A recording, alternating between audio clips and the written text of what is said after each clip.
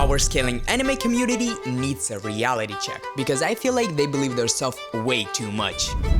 In my opinion, all the calculations and mental gymnastics that they perform, all that, it doesn't make even a tiny bit of sense. And I made this video to prove that. But I also think that power scaling is necessary, which you might think that it kinda contradicts my first point, but it really doesn't. Don't worry, I'll tackle this closer to the end, so stay tuned and let's go.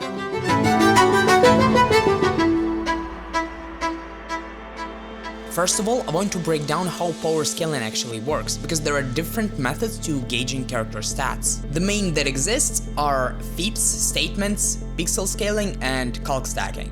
And these aren't even really separate methods, and they are not even interchangeable. I just made a list of the tools that power scalers use, from the least delusional to the most delusional.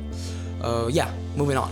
Feats are pretty straightforward. You see someone doing something on screen and done. It's a feat. Statements are a bit more vague though, with people scaling characters off of what other characters said about them, and also off of rumors, titles, and honestly anything else you can make a case for. Then come pixel scaling and calc stacking, and by my tone and expressions you probably understand that I have the biggest problem with these two. Because pixel scaling is when you measure manga panels and anime shots to understand the real scale of some things, to then base your calculations off of that. And calc stacking is when you take some early feat and then multiply it by all the strength increases the character has gotten throughout the story from that point on. For example, if you can make a case for Naruto being light speed in part 1, you can make a case for him being thousands of times faster than light in the end of the series. Yeah, these are the main 4 methods, and honestly I'm flabbergasted that people using these methods actually think that the results of their calculations are undeniable and are set in stone, while in reality, for the most part,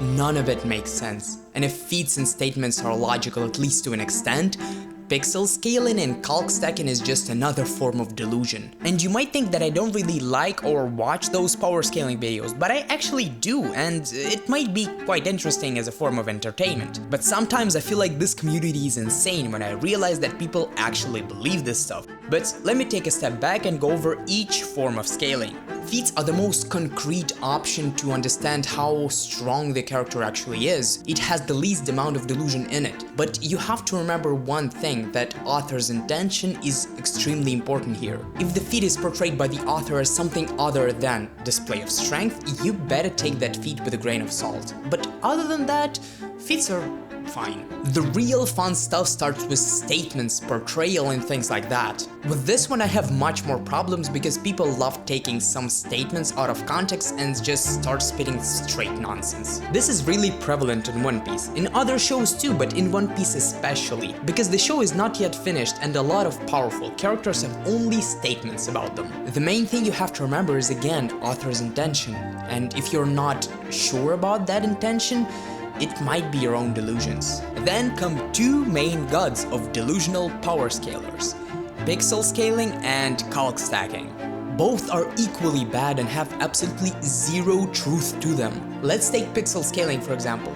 It would only work if the author did all the ridiculous calculations that power scalers do and then drew manga panels accordingly, which I hope all of you know no one does. Author draws what is visually appealing and what makes sense overall if you don't think about it too much, or even worse, start measuring it. And calc stacking is also ridiculous because it can take any major character and put them hundreds, thousands, or million times the speed of light. But again, does the author know that his characters are this fast? Does he know? And if he doesn't, well, it's probably headcanon. Most of these stats are just another agenda. You can always make a case for some character being stronger than the other using these methods. That case might be ridiculous, but you definitely can do it. In the end of the day, only the author knows, and he still might be uncertain because most people don't really care about numbers. Which brings me to my next point.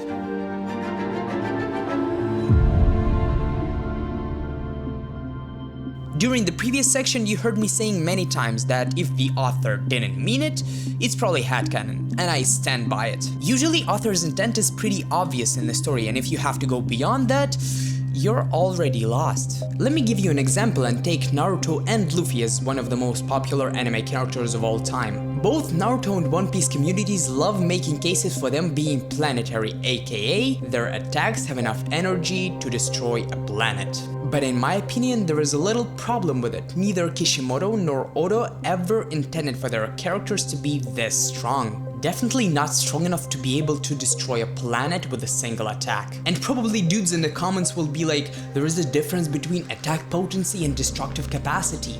And yeah, I know that. And for those who don't, destructive capacity is how much stuff the attack can destroy in one go. And attack potency is how much energy it has that could potentially destroy some stuff. But it doesn't due to the character being able to control their power as well. But my point still stands because this control thing is rarely a blatant truth. It's definitely true for Dragon Ball because we saw those characters blow up planet and then not do it when they didn't need to. But honestly, to me that sounds more like a plot inconsistency because it's really hard to draw something like this every single time. Like imagine you can destroy an island with an attack. You can't draw every single panel with someone destroying an island because it's like there's gonna be no earth left basically. So I'd say that most likely these things are made just for the sake of plot to be able to draw it easily and also to highlight some important moments because some moments are more impactful and some moments are less impactful because of the damage done. And also all those numbers, they come from calculations. Usually they come from situations when the character destroys or damages something and then power scalers figure out that to destroy or damage said thing, you have to have, for example, island level attack potency. But the biggest problem here is authors don't care about those calculations, only power scalers do. The author only has a general idea of how strong his character is, unless he directly states that to destroy a said thing, the character has to be able to destroy an island or whatever. Now getting back to Luffy and Naruto and starting with Naruto. Did Kishimoto ever intended for him to be able to destroy a planet with a single attack? I don't think so. Therefore, most likely he's not planetary and that's it. There isn't a single character in Naruto that was able to destroy a planet. I mean, I don't know about Boruto because I don't really care about it. Luffy, no matter how much I love the guy and how much I want him to be able to destroy a planet with a single attack, most likely he can because again, Oda never intended for him to be this strong. And with Whitebeard, aka someone comparable to Luffy, there is a statement of him being able to destroy the world, but there are a couple problems with it. First, Whitebeard has an ability with the biggest destructive capacity and range in the series, probably. And if he can do it, it's probably gonna be because of his ability. Come on, dude can shift tectonic plates and create tsunamis. Second, it says that he is able to destroy the world, not the planet itself. So it might be that he can destroy everything that lives on the surface, for example. And also there is no reason to assume that he can do it in a single attack. Maybe he can do it over hours or days or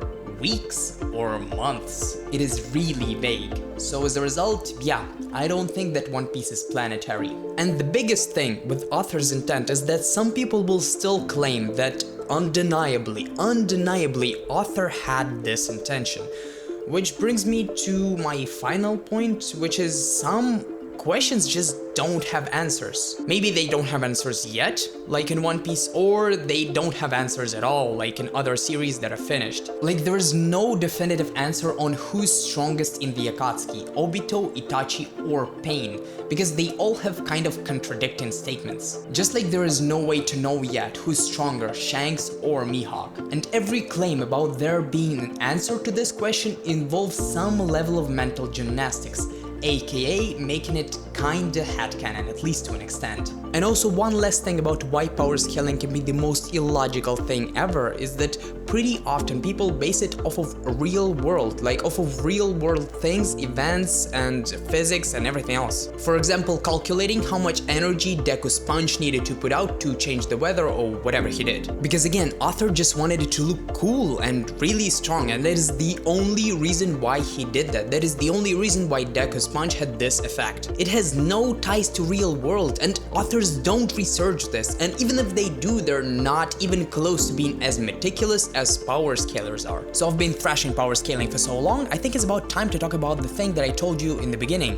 Why is power scaling necessary, and what do I even mean by it? Luckily for me, there is a show that is extremely popular right now that can help me get my point across. And my point is pretty simple.